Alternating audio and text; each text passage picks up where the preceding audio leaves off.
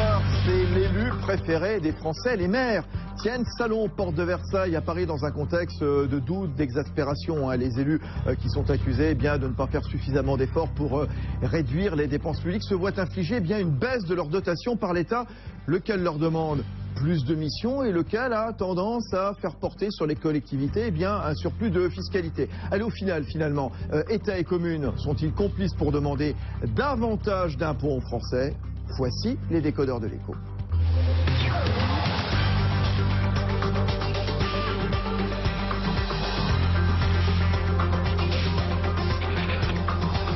L'Écho s'éclaire sur BFM Business. Fabrice Lundi reçoit les décodeurs de l'Écho. Bon, on va faire la part des choses, bien entendu. Oui, chacun a sa part de responsabilité. On va en parler avec nos décodeurs de l'Écho. Il y a Stéphane Baudet, il est maire de Courcouronnes, conseiller régional d'Île-de-France. Courcouronnes, une commune de l'Essonne, juste à côté d'Evry, 13 700 habitants. Patrick Coquidé est avec nous, éditorialiste économique à BFM Business, spécialisé dans les finances publiques. Un autre maire d'une commune beaucoup plus petite, dans le Cher, Bingy-sur-Cran, 740 habitants. C'est Denis Durand, membre du comité des finances locales. Et puis Jean-Luc Boeuf, directeur général des services de la ville de Quimper, dans le Finistère. Il est aussi un grand spécialiste des finances publiques locales, des collectivités locales. Restez avec nous, évidemment. Alors, le Salon des maires, 97e édition, c'est l'événement chaque année, édition annuelle. La force de la proximité, voilà le thème de l'édition 2014. Une dizaine de ministres, ils prendront la parole. Manuel Valls viendra jeudi. Alors, bon, sera-t-il chahuté? En tout cas, le moral n'est pas forcément au beau fixe chez les élus, dans un contexte de recherche d'argent. Quelques-uns de ces maires rencontrés cet après-midi par Jean-Baptiste Huet. Pour être clair, nous au niveau de la commune, aujourd'hui on a arrêté clairement les investissements qui étaient prévus. Je ne vois pas quel est le maire aujourd'hui qui est en mesure de promettre de ne pas augmenter la fiscalité. Pour une ville comme la Maine, qui fait à peu près 12 millions d'euros de budget en fonctionnement, on va perdre à peu près 800 000 euros de dotation globale de fonctionnement. On fait des choix, on passe notre temps à faire des choix. Sur la commune de Tara, qui est une commune de 10 700 habitants, c'est a priori 600 000 euros de baisse de dotation de l'État sur l'ensemble du mandat. Et de ce fait, ça veut dire aussi quelque part, et c'est ça qui est un peu inquiétant, c'est une baisse des services que l'on rend à la population. Voilà, donc reportage de Jean-Baptiste Huet, ces élus rencontrés au Salon des maires. Les maires, il y a 36 700 communes en France, c'est-à-dire 40% des villes de l'Union européenne, pour 13% de la population de toute l'Union européenne, comparé aux 22 régions, alors bientôt 13, c'était voté aujourd'hui par l'Assemblée nationale, 101 départements, 13 400 syndicats intercommunaux. Alors, le bleu, je le disais apparemment dans ce salon, climat morose, dit-on, la Cour des comptes. Qu'est-ce qu'elle disait le mois dernier, justement? Elle accusait les collectivités locales, elle reprochait aux maires de ne pas avoir apporté la contribution attendue à la réduction des déficits publics. Alors, justement, accusé, levez-vous, Stéphane Baudet. Vous ne faites pas assez, justement, pour réduire les finances publiques. Racontez-nous un petit peu, qu'est-ce que vous répondez aux accusations de la Cour des comptes? Écoutez, d'abord ce qu'a répondu le comité des finances locales. D'abord, d'une part, sur la question des investissements, nous ne pesons que pour 9,4% des investissements, en tout cas de la dette de l'État. C'est-à-dire quand même à peine un dixième, étant entendu d'ailleurs que notre dette à nous, elle est faite sur des emprunts qui financent de l'investissement. Ce qui n'est pas tout à fait le cas de la dette de l'État qui paye souvent ou sa propre dette ou alors du fonctionnement. Donc forcément, on ne peut pas recevoir ce rapport de la Cour des comptes. En quelque sorte. Mais oui, c'est de la dette saine. C'est la dette de l'école dans laquelle vont vos enfants, c'est la dette de la crèche, c'est la dette du gymnase réhabilité pour que vous puissiez aller faire du sport. Donc ça, c'est quand même le premier point. Et le deuxième point sur lequel la Cour des comptes nous ciblait, c'est l'augmentation de 3,1% sur le personnel en général et les salaires. J'aimerais quand même rappeler que sur ces 3,1%, au moins 40% déjà sont liés à l'État lui-même sur les revalorisations salariales, notamment des catégories C. Donc je veux dire, cette façon de nous pointer du doigt, alors même que, encore une fois, nous ne pesons que pour 9,4% d'ailleurs de la dette, on va nous faire porter à travers cette baisse de dotation 25% de l'effort national. C'est-à-dire que c'est colossal. On ne peut pas l'accepter. Alors justement, un maire d'une autre commune, Denis Durand, Bingy-sur-Cran, c'est dans le Cher, toute petite commune, 470 habitants, membre du comité des finances. C'est quoi le comité des finances locales? C'est une assemblée qui regroupe des élus, à la fois des maires, des conseillers généraux, des conseillers régionaux et des parlementaires. Et c'est une instance de concertation une consultation plutôt, puisqu'il n'a pas de pouvoir de décision, puisque c'est quand même le gouvernement et les assemblées qui votent les lois. Alors vous faites des efforts ou pas pour trouver de l'argent, pour faire des économies? Alors, je voudrais d'abord dire que la dotation de l'État, ce n'est pas une dotation au départ, c'est ce qui remplaçait le VRTS. Alors attendez, surtout on va parler à des... C'est une taxe représentative sur les salaires que percevaient les communes jusqu'à 1980. On va expliquer dans un instant ce que c'est, mais surtout s'il vous plaît ce soir, pas de technique, hein. On essaie de comprendre, mais on ne fait pas fuir les téléspectateurs et les auditeurs. Hein. Et donc c'est en fait de l'argent qui est pris sur les communes. Donc pour Jean-Luc Boeuf, les maires font-ils suffisamment d'efforts? En fait, oui et non. C'est toujours pareil dans la question et dans la réponse de la Cour des comptes. Il y a deux choses. L'élément central, c'est que le modèle a changé.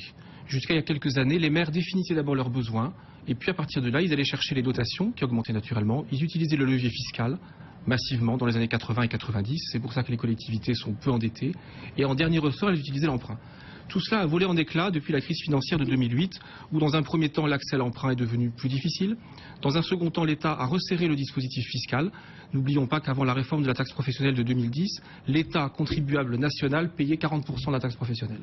Et enfin, il s'est attaqué aux dotations, qui augmentaient de la croissance plus l'inflation dans les années 80-90, puis de l'inflation, puis stabilisé, puis légère baisse, puis nouvelle baisse très forte cette année. Donc ce que les élus locaux doivent aujourd'hui mettre en place, c'est en acceptant ce nouveau modèle, comment faire moins avec moins.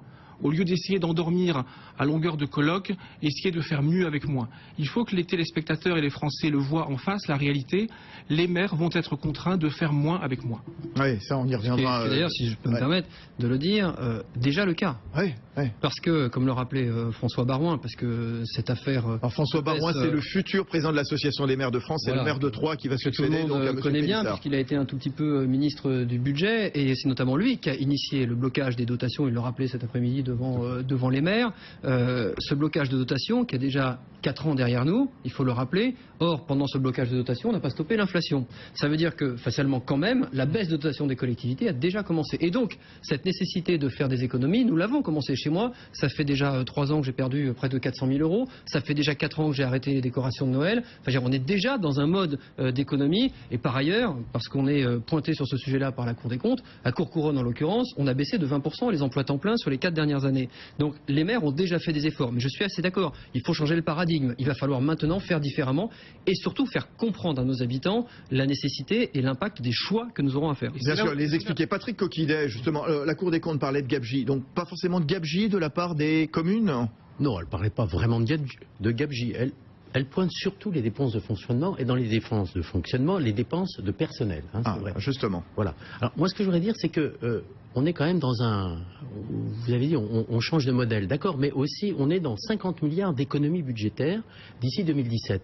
C'est pas non plus anormal que les collectivités locales mettent la main à la pâte.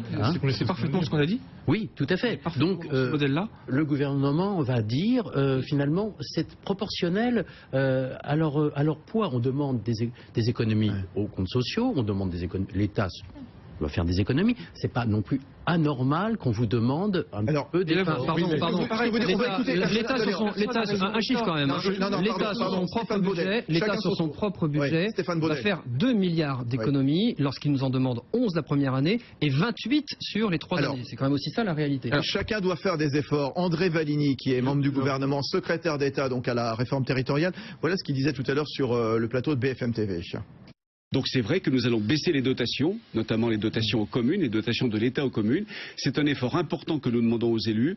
Nous savons que ce sont des gens responsables, sérieux, rigoureux. Ils font déjà des économies, ils devront en faire plus encore demain. Voilà, chacun doit faire des économies. Patrick Coquillet, juste, vous avez parlé des dépenses de personnel. Je vois qu'on regarde un tout petit peu la fondation IFRAP, qui expliquait que la masse salariale des communes a progressé de 1 milliard par an depuis les années 2000. Vrai, faux? Comment ça peut justifier? Logique quand vous voyez, je reprends un chiffre de la Cour des comptes, le bloc communal, c'est-à-dire c'est les communes plus les intercommunalités, plus 260 000 personnes en 11 ans. Donc on comprend bien que les dépenses ont augmenté. Alors évidemment, vous allez nous dire, le personnel, on nous en demande plus. On en a un petit peu transféré, l'État en a transféré des missions, donc c'est normal qu'on ait embauché pour ça. Mais tout le problème est de savoir, est-ce que vous n'avez pas embauché au-delà du nécessaire? Alors justement, Denis Durand, racontez-nous votre quotidien. Vous êtes maire de Bingy-sur-Cran, dans le département du Cher, à peine 500 habitants. C'est quoi vos missions justement? Avec quels fonctionnaires, quels effectifs travaillez-vous? Je voudrais rappeler que dans les communes rurales, on a un salarié pour 200 habitants, alors que dans les villes, on en a un pour 50. On va d'un rapport... 4 fois moins. 4 fois moins. Donc les économies, on les a déjà faites. On a une dotation par habitant qui est de 64 € quand elle est de 128 pour les villes. Le double. Aujourd'hui, avec cette austérité, c'est la désertification rurale qui va progresser. Demain, je ne sais plus comment faire. Qu'est-ce que vous ne pouvez plus faire, vous, maire d'une petite commune du centre-France? Donc depuis plusieurs années, on a fait des économies sur le fonctionnement. Aujourd'hui, on ne peut plus en faire sur le fonctionnement. On a arrêté l'éclairage public, on a arrêté un certain nombre de choses qui sont vitales. On a la limite de l'os. Donc aujourd'hui, c'est des investissements qui vont être sacrifiés. Et 10 milliards d'investissements de dotation en moins, c'est peut-être au niveau national 30 milliards d'investissements en moins. Aujourd'hui, les travaux publics sont inquiets. On est quand même chaque mois avec 15 ou 20 000 chômeurs supplémentaires. Je pense que le remède va être pire que le mal. Alors, quand on entend Stéphane Baudet qui nous disait, voilà, je réduis les dépenses de Noël, les illuminations, vous nous dites, je réduis l'éclairage public, vous nous dites, bon, finalement, on n'embauche pas plus que ça. Comment on explique justement, vous, Jean-Luc Boeuf, spécialiste des collectivités locales, qu'on voit les effectifs des structures intercommunales passer, par exemple, de 50 000 à 70 000 de 2000 à 2010, c'est Philippe Crevel du Cercle des Épargnants qui le disait. Les effectifs des communes sont passés de 990 000 à 1 200 000. Tout ça en disant, ça se justifie par quoi exactement? Alors, je vais prendre deux exemples, l'un au niveau macroéconomique, l'autre au niveau du terrain. Au niveau macroéconomique, il faut se le dire encore clairement, l'intercommunalité version 1999, loi de Chevènement, est un échec. D'accord. Pourquoi? On a voulu faire croire que l'on allait monter l'intercommunalité, alors qu'on a commencé par distribuer de l'argent public, et on a dit aux élus, montez vos intercos, construisez vos hôtels, recrutez vos personnels, et après on verra. Ça, c'est l'exemple macro, la Cour des comptes a raison. Et on n'a pas forcément, quand on montait des structures communes, on ne réduisait pas forcément les effectifs correspondants dans chacune des communes.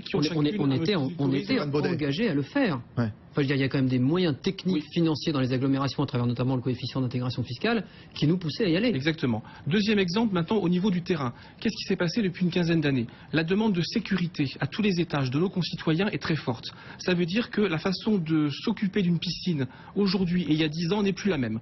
Vous devez avoir plus de maîtres nageurs, vous devez encadrer davantage les sorties, vous devez avoir, pour organiser une manifestation sur la place publique, la visite de la commission de sécurité n'a rien à voir entre ce qu'elle est aujourd'hui et ce qu'elle était il y a 10 ans. Très intéressant. Donc, de façon concrète, la Cour des comptes a raison sur certains aspects du montage de l'intercommunalité en coquille vide dans un premier temps, et les élus locaux ont parfaitement raison dans le fait que pour accomplir leurs activités de tous les jours, la piscine, la crèche, la médiathèque, les sorties, l'école, c'est plus coûteux en personnel qu'avant parce que les normes et les citoyens le demandent. Stéphane Baudet, vous êtes élu maire de Courcouronnes depuis combien de temps? 2001. 2001, donc j'ai vécu, la création des intercommunautés. Alors chez nous, on était en syndicat d'agglomération nouvelle, donc un SAN, puisqu'on est une ex-ville nouvelle, mais j'ai bien vu les territoires autour de notre ex-ville nouvelle se créer, souvent par défense territoriale contre le territoire d'Evry à l'époque, mais qui se sont créés justement pour essayer de capter des financements sur lesquels on les appelait. Et vos missions s'accroître justement quand Jean-Luc Boeuf parle par exemple de toujours plus de sécurité, de besoin de sécurité, finalement plus de maîtres nageurs, évidemment. Plus de... Voilà, on est un pays qui croule sous les normes, c'est un débat qui revient à l'Assemblée nationale assez régulièrement, qui nous coûte une fortune, mais à tous les échelons. On cite l'exemple de la piscine, on peut citer l'exemple d'une sortie scolaire, mais on peut aussi citer l'exemple du bâti, de l'investissement, enfin tout ce que nous coûtent les nouvelles normes sur, par exemple, ça nous coûte aujourd'hui plus cher de vider un bâtiment. Ça nous coûte aujourd'hui plus cher de vider un bâtiment, d'en construire un autre, plutôt que de le mettre aux normes à l'intérieur. On marche un exemple très concret. Je détruis un bâtiment dans le cadre de la rénovation urbaine. Le changement de normes sur l'amiante fait que l'augmentation du coût de destruction du bâtiment en un an est passée d'1 million d'euros. C'est-à-dire que j'ai 1 million d'euros à l'agglo de dépenses supplémentaires sur la destruction d'un bâtiment parce que les normes amiantes ont changé. Voilà. Donc ça c'est la réalité. Donc on a quand même des charges qui pèsent sur nous, qui nous sont imposées et sur lesquelles on doit de toute façon trouver des solutions. Bien sûr, Patrick Coquillet, BFM Business. Vous parlez de normes, beaucoup de normes effectivement, mais qui vote les normes? Sinon les députés, qui en général sont des maires. Alors, il y a un petit problème de schizophrénie dans le personnel politique. Vous prenez par exemple Michel Sapin, l'actuel ministre des Finances, qui effectivement veut serrer un petit peu la vis, mais c'est l'ancien président de la région Centre, il a été maire d'Argenton-sur-Creuse, conseiller général. Donc finalement, la même région que voilà, lorsqu'on passe d'un autre côté, finalement, on n'a plus tout à fait le même discours. Et ça, c'est vrai sous toutes les majorités. Hein. Denis Durand, vous êtes un petit peu plus à l'aise puisque vous êtes entre Nevers et Bourges, vous, mais enfin vous connaissez Michel Sapin. J'atténuerai votre propos, puisqu'il y a de moins en moins de parlementaires, de maires qui sont parlementaires, et demain avec la loi sur les cumuls, sur le non-cumul, on risque d'accélérer ce phénomène d'élus hors sol qui nous votent des normes qui seront inapplicables ou qui nous coûteront fort cher. Juste, j'ouvre une parenthèse à propos du personnel, hein, et puis après on verra, puisqu'on parlait de schizophrénie. Moi, j'aurais qu'on parle de la schizophrénie de l'État aussi, Patrick Coquillet, mais juste puisqu'on parlait du personnel, c'est cette enquête que donnait le Figaro aujourd'hui, une étude Sofaxis, qui est courtier en assurance pour la fonction publique, qui montre qu'il y a de plus en plus d'absentéisme dans les collectivités locales, phénomène en augmentation. Le taux d'absentéisme des agents du secteur public local pour raison de santé a bondi de 18% entre 2007 et 2013. Il s'établit à presque 9% l'an dernier, ce qui signifie qu'une collectivité qui emploie 100 agents titulaires a constaté l'absence de presque 9 agents en moyenne sur l'année. On l'explique comment, Jean-Luc Boeuf ? La question de l'absentéisme, elle est liée pour une partie au statut précaire de certains agents. Ceux qui sont le plus non présents, absents, ce sont ceux qui ont un statut précaire. Ils ont un statut précaire, ils savent qu'ils seront remplacés. La collectivité a obligation de remplacer quand ils ne sont pas présents, on y va. Deuxième raison de cet absentéisme, la relative faible rémunération des agents de catégorie C dans les collectivités locales, où contrairement à ce que l'on pourrait dire, les agents sont plutôt moins payés que dans le secteur privé. Et d'ailleurs, dans ce que la Cour des comptes pointe, c'est assez cocasse de pointer qu'elle critique la rémunération en hausse des agents publics, alors que les collectivités ne font qu'appliquer les textes que l'État vote pour les collectivités locales, puisque je rappelle qu'en France, tout texte qui s'applique à une collectivité locale passe par la loi, il ne peut pas passer par décret. Donc on a toujours la question du verre à moitié vide et du verre à moitié plein. Oui, alors la schizophrénie, hein, puisqu'on parlait de la schizophrénie donc des députés et des maires sur le terrain, mais parlons de la schizophrénie de l'État, avec un gouvernement qui n'y est pas allé de main morte, puisque 12 milliards d'euros de dotation en moins d'ici 2017, dont 1,5 milliard depuis le 1er janvier, et puis le gouvernement qui augmente les charges des collectivités territoriales, revalorisation salariale de la grande masse des fonctionnaires territoriaux, hausse de la cotisation retraite des employeurs, réforme des rythmes scolaires. On reviendra sur les rythmes scolaires, hein. C'est vrai que c'était très présent lors du salon des maires qui a été inauguré aujourd'hui. Oui, cette schizophrénie, comment est-ce qu'on y répond donc, Stéphane Baudet, maire de Courcouronnes? Sur le terrain? Oui. On y répond. C'est impossible. Soit, comme le disaient certains maires tout à l'heure dans les témoignages, moi je ne le ferai pas, mais enfin certains vont répondre par la fiscalité, certains vont répondre par des solutions drastiques de type revalorisation des quotients familiaux, certains vont y répondre, parce que nous on se pose des questions sur notre territoire, on a 4 piscines sur un très grand territoire capital, peut-être qu'on va commencer à en fermer certaines le week-end, peut-être que on va, je sais que des communes y travaillent à l'heure actuelle, nous avons en moyenne dans nos crèches 21 degrés de température, sachez-le, la norme c'est 19 degrés, et on va tous descendre à 19 degrés. Sur ma seule commune, c'est 64 000 euros d'économie. C'est ça la réalité. C'est-à-dire que nous, on rend quand même un service public, et comme vous le disiez, c'est incompressible. C'est-à-dire que ce que l'on doit faire sur le terrain, c'est incompressible. Et donc, il y a 2 solutions, disons 3. Soit on a recours à la fiscalité ou à la tarification, soit on tranche vraiment dans les services publics que l'on met en œuvre, soit carrément on fait les 2 en même temps. Quand on est élu d'une commune rurale dans le département du Cher, dans la région centre, Denis Durand, alors cette baisse de dotation de l'État, ça vous coûte combien sur c'est quoi le budget de Bungey-sur-Cran, qu'on se rende compte? C'est 500 000 euros. 500 000 euros. Fonctionnement et un investissement, ça dépend d'une année à l'autre. Et la dotation, l'État vous retire combien sur les 500 000? L'État me retire 0,76%, mais il retire parce que c'est un retrait sur les recettes, ce qui équivaut à 1,5% de la dotation. Bon, bref. Mais vous avez 5 000 euros en moins dans les caisses. Comme on a 70% des charges qui sont pratiquement incompressible, en personnel, toutes les obligations, le reste, la seule marge de manœuvre aujourd'hui, c'est l'investissement. Et moi, j'ai un retard au niveau voirie de la commune qui est impressionnant. Et c'est pas dans les 3 prochaines années que j'arriverai à faire des travaux de voirie. Patrick Coquillet, juste le gouvernement qui va réduire de plus de 12 milliards d'ici 2017, d'ici 3 ans. C'est vraiment un souci, ça se justifie comment? Ça justifie parce qu'il faut trouver 50 milliards, c'est ce que je disais tout à l'heure. Donc c'est une répartition.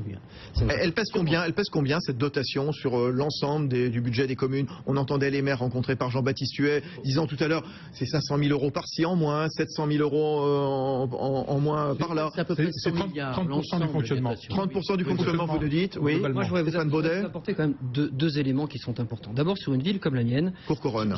Sur Courcouronnes, je vais passer de dotation d'État, donc de cette fameuse DGF dont nous parlons, de 3,4 millions en 2010 à 1,4 million en 2017. Divisé par 2. C'est-à-dire 60% de moins, c'est-à-dire la même dotation qu'avait ma commune en 1980, soit quand elle avait moins de 10 000 habitants et avant la décentralisation. Ça, c'est quand même un premier point. Donc ça montre quand même l'effort colossal qui va peser sur nos épaules. Le deuxième élément qui me paraît évidemment très très important, c'est notre capacité dans ce même intervalle à maintenir le service public sur une population qui souffre, qui est de plus en plus en attente, qui nous sollicite de plus en plus.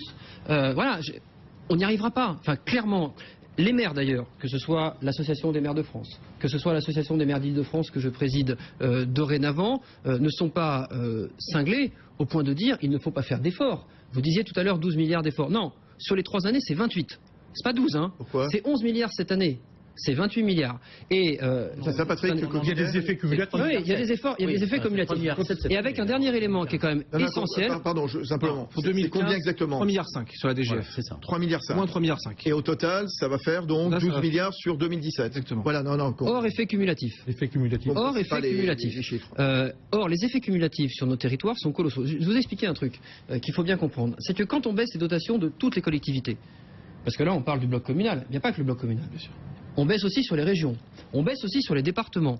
Quand vous baissez aussi sur ces collectivités, qui sont aussi des financeurs des mairies en dessous, celles-ci font elles-mêmes des économies. Exemple très concret chez moi, je perds 100 000 euros cette année sur la CAF. Je perds 200 000 euros du Conseil général qui révise sa politique sur les crèches. Donc les effets cumulatifs sont presque aussi forts. Je perds 500 000 euros de dotation générale l'année prochaine et je perds quasiment autant en effets cumulatifs. C'est ça notre réalité. Donc l'effet est démultiplié sur les communes par rapport, par exemple, à ce que l'on va vivre dans les régions ou dans les départements. C'est essentiel de le comprendre. Jean-Luc Boeuf, donc, qui est à la tête des services de Quimper, grand pro des collectivités locales. Expliquez-nous. Alors un chiffre macro, un chiffre micro. Chiffre macro, les budgets cumulés des collectivités locales, c'est 250 milliards d'euros, 11% du PIB. C'est la moitié du budget de l'État à peu près. À peu près. Oui. Et notre pays est à l'arrêt depuis 2008. Songeons qu'en 2016, nous n'aurons pas encore retrouvé en PIB par habitant le montant de 2008.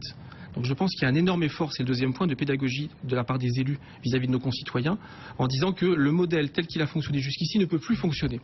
Et c'est d'autant plus difficile pour les élus et pour les maires à expliquer qu'ils font face à des populations de plus en plus fragilisées, elles-mêmes n'ont pas abandonné, le mot serait amplifié, mais moins aidées par tous les autres niveaux de collectivités locales. Et c'est là où je suis d'accord avec l'effet cumulatif. Une ville comme Quimper, c'est 70 millions d'euros de dépenses de fonctionnement, baisse en recettes puisque les budgets sont équilibrés à la différence de l'État, baisse pour 2015, moins 1,5 million. C'est-à-dire que c'est presque moins 2% en recettes de fonctionnement. Et Denis Durand, c'est d'autant plus embêtant, d'autant plus paradoxal que, je le disais, l'élu, le maire, l'élu préféré des Français, c'est le maire. C'est l'homme de proximité, c'est l'homme chez qui on va frapper, on va demander tout et n'importe quoi quelque part. C'est le dernier recours souvent, et le dernier espoir. Alors, ce qui est surprenant, c'est quand même qu'on nous impose cette politique d'austérité alors qu'on vient de créer la loi sur les métropoles, qui est une loi de fracture territoriale, où on donne 3 fois plus de dotations par habitant aux métropoles par rapport aux communautés de communes. On passe de 20 à 60. C'est assez scandaleux.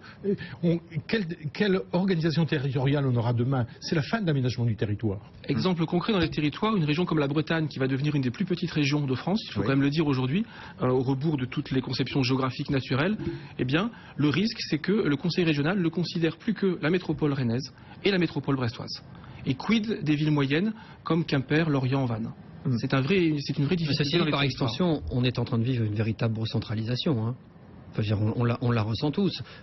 D'une certaine manière d'ailleurs, parce que personne au niveau national n'est capable de l'assumer. Hein. Vous disiez vous-même d'ailleurs dans votre propos liminaire, 36 700 communes, 40% des communes d'Europe. Et donc l'idée, c'est peut-être de flinguer les communes. Comme personne n'est capable de l'assumer, je vais vous dire, on nous fait l'assumer à nous-mêmes en nous poussant petit à petit à transférer des compétences vers des intercommunalités. Voilà, et là, on revient sur le sujet de la schizophrénie de l'État. C'est que autant dans une agglomération de 200 000 habitants, 300 000 habitants, à la rigueur, je peux transférer des services de proximité.